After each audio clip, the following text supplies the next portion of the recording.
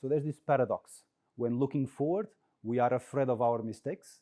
When looking back, we are regretful for the things that we did not do, right? So think about how you will feel in the future and realize that the mistakes that may feel very scary now, in the future will just be lessons learned.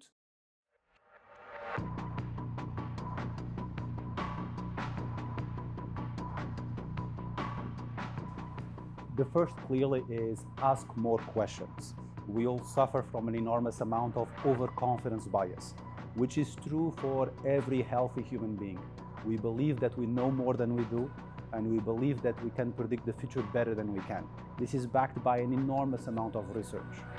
There's a very simple way you can do to protect yourself from that, which is just get in the habit of asking more questions, even if you believe you know what the answer is going to be, and get in the habit of making sure you hear what the other person is saying, not what you want to hear and what you already believe.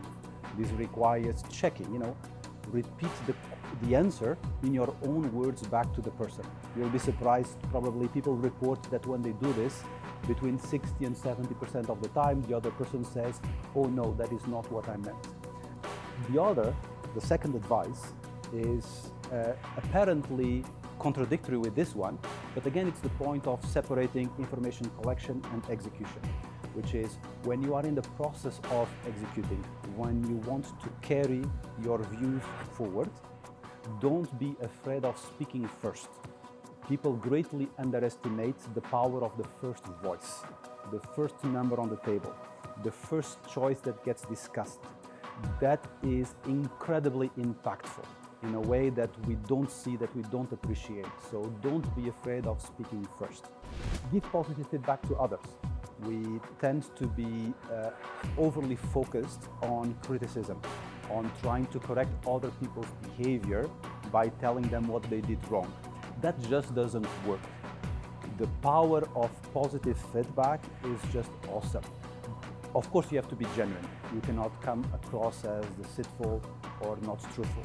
But if you feel that somebody has done something right, or even if you feel they've done a combination of good things and bad things, just make sure you express the positive things. That will carry you, a really long way. The fourth one is make more mistakes. Don't be afraid of making mistakes. Regret aversion, the fear that I will feel bad about my mistakes, prevents us from doing so many things. But when people look back at their lives, what they regret is not the mistakes that they made. What they regret is the things that they didn't do.